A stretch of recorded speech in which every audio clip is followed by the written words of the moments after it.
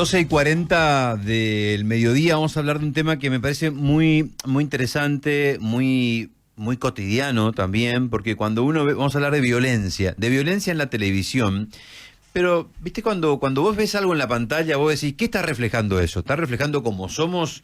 ¿O esto nos está, nos influye la tele a nosotros influimos un poco a estos contenidos? Estoy hablando de La Casa de Gran Hermano, con este personaje Furia, fíjense, ¿no? Digo, pero vos sabés que también pensaba que Alfa también tenía ese costado de conflictivo, de peleador, esa cuestión de patotero, de buscar todo el tiempo la fricción, ¿no? Y ahora el caso de Furia, que bueno, me parece que la otra vez agarró un cuchillo, yo no sé si... Está en línea Roberto Re, que es médico psiquiatra. El tema es la escalada de violencia en Gran Hermano como punto de partida y cómo nos impacta a nosotros. Doctor, ¿cómo le va? Buenos días. Buenos días, Gustavo. Un gusto de participar en el programa. Gracias por colaborarnos. Bueno, ¿cómo es la historia, digamos? ¿Eso está reflejando cómo somos nosotros o cómo hay que abordar la situación?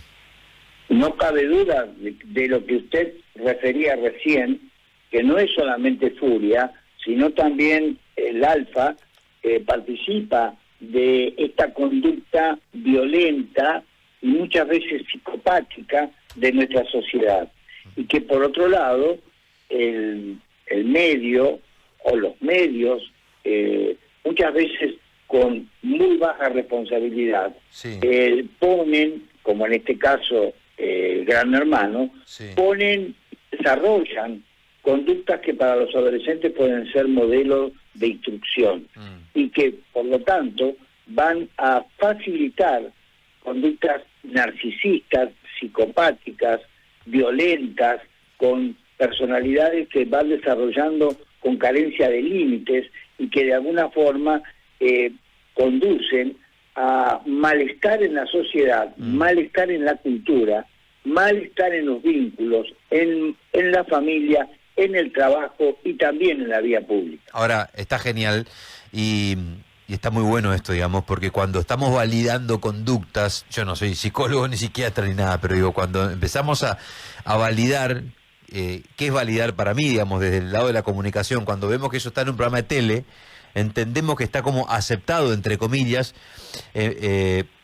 quizás hay gente que mira que dice, sí, hay que mandar un poco a la merda a todos, hay que agarrar y pararse en una mesa y decir un montón de cosas, digo, y no, tiene que quedar claro que no, que eso no está bien. Es que no solamente, claro, es que no solamente, Gustavo, se valida, sino también se premia este tipo de manipulación, este tipo de conducta violenta. Es decir, evidentemente la producción, en este caso, sí, también otorga premios a personas que de alguna forma conducen de esta forma su propia conducta y instigan, sí, es decir, manipulando la conducta en la sociedad. Es decir, sí. Sí. No, porque ¿sabe qué? No sé, usted, no sé si ve mucha televisión, pero ¿sabe qué me estaba acordando, doctor? De aquel personaje del oso Arturo en el programa de Tinelli, otro programa muy visto, y el oso Arturo era un personaje que nos reíamos, quedaba como gracioso, pero le pegaba a todo el mundo, le pegaba a los otros muñecos que aparecían de publicidad, le pegaba a Tinelli, se le tiraba encima, o sea, generaba como dentro, en el marco del humor, que a veces hay que tener cuidado porque el humor es como una especie de cortina, están pasando algunos mensajes a veces en el marco del humor, y digo, no es nuevo esto de esos rasgos de violencia, de agresión, de narcisismo en la televisión. Le estoy dando un ejemplo de 20 años atrás, ¿eh? Sí, soy consciente de esa realidad y soy consciente cómo de alguna forma esa violencia de alguna forma estaba también siendo aplaudida por el conductor. Es decir, la mofarse del débil, mofarse de, en ese caso, de un presidente, etcétera, etcétera. Evidentemente que son conductas también en donde de alguna forma se pone en valor un disvalor. Y en este punto quiero poner énfasis que nosotros con la red Sanar, que inclusive estuvo y está hace mucho tiempo también en Neuquén, en Corrientes, perdón. Sí. Es decir, hemos trabajado en la década del 90 el tema de la ansiedad y la depresión. En la década del 2000, con mayor énfasis, la depresión y los trastornos bipolares. Y ahora, en la década del 20, evidentemente estamos empezando a trabajar con temas de narcisismo, psicopatía, porque son los emergentes, es la patología, es la psicopatología, es el quiebre de la salud mental donde más se expresa la mayor incidencia en la población. Conductas de que yo hago lo que quiero, yo pongo e impongo mi voluntad frente al otro, en donde el otro sí hace lo que yo quiero, entonces sí lo voy a premiar, pero si no hace lo que yo quiero, lo amenazo hasta con un cuchillo, o me pongo violento, como en el caso de Furia, y por otro lado, influyo negativamente como un vector donde estoy manipulando las conductas de otros. Ahora, Roberto Manuel es mi nombre, lo saludo con mucho gusto. Estamos analizando a los que integran la famosa caja boba. Y de este lado, los espectadores, porque tanto Marcelo en su momento como en este momento Gran Hermano, tienen altísimo rating. ¿Cómo se explica eso? ¿Es lo que le gusta a la sociedad? Es que en realidad la sociedad también se ha banalizado. En realidad, cuando han caído los patrones de educación, como tiene que ver un poco con la estrategia de Sarmiento como educador, en donde él proveía a un pueblo instruido, él proveía a un pueblo que de alguna forma a partir de la cultura iba y del orden y del trabajo iba a fecundar a la nación. Evidentemente, los patrones son los antitéticos, los que de alguna forma se están poniendo en juego, especialmente, como bien decía Gustavo, en los últimos 20 años, y cada vez con mayor énfasis. Por lo tanto, inculcar valores no tiene rating. O sea, lo que tiene rating es el escándalo, ¿no es cierto? Lo que tiene rating es la basura, y sobre todo ahora tiene rating la manipulación psicopática en una sociedad que premia a la psicopatía. Qué buen título, ¿no? Una sociedad que premia a la psicopatía. Y fíjense, y mirando este formato de Gran Hermano, hay un montón de programas para mirar seguramente y un montón de cosas para objetar. Pero digo, uno se pregunta, che, ¿pero no se agota este formato? Digo, gente dentro de una casa haciendo nada, gente común y corriente, pero evidentemente el éxito del formato sigue siendo eso, que nos gusta en algún punto mirar las miserias humanas. En la edición anterior el punto alto estaba en algún acto sexual, ahora son los capítulos violentos, siempre le van buscando la vuelta. Es que el morbo, es lo que decía el doctor, ¿no? Vende el morbo, la basura, la miseria, y si no estamos tratando de ver a alguien que tenga sexo en la televisión, estamos viendo una persona que está al punto del sopapo, de la trompada con otro, o el chisme, no digo, todas esas cuestiones que son como un poco las reglas del juego, entre comillas, uno dice, ahí está el secreto, ¿por qué no se agota el...? ¿Y sabés qué te pasa? Yo tengo 40 años, digamos, y no he visto Gran Hermano en esta última edición. Pasa que hoy es difícil escapar porque los recortes de las redes sociales te atacan, pero cuando tenía 20, miraba, o 25, digo, también es una cuestión de segmentos, franjas etarias, ¿no? A lo que voy es que sigue siendo vigente, está vigente todavía el formato del producto porque nos sigue gustando mirar, perdón la expresión, ¿no? Porque encima es mediodía, pero meter el dedo en la basura, en el excremento, ¿sí? O sea, sigue siendo eso muy vigente y además eso es muy humano también, doctor, ¿no?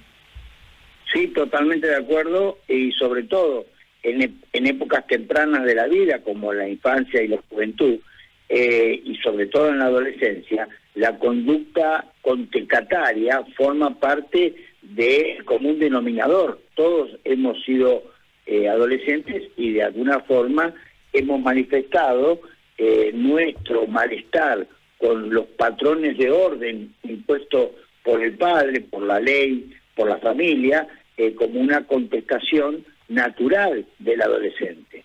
Ahora bien, yo creo que esto que está buscando, como bien decían ustedes, la producción, está buscando justamente lo peor de la condición humana, porque el hombre, desde el fondo mismo de la historia, ha tenido siempre una doble una doble concepción de la cosa, es decir, que se expresa en su conducta de bien o de mal. El hombre siempre, en cualquier cultura, sí, y ni hablemos en las culturas que tienen que ver con desarrollos de mayor contenido, como las culturas del libro, sí, en donde el hombre siempre se ha debatido entre el bien y el mal. Entonces, la construcción del bien siempre es una construcción propositiva, pero que requiere esfuerzo, sacrificio, que requiere estudio, que requiere concentración, que requiere estar con un anhelo superior que es propio de la condición superior de lo humano.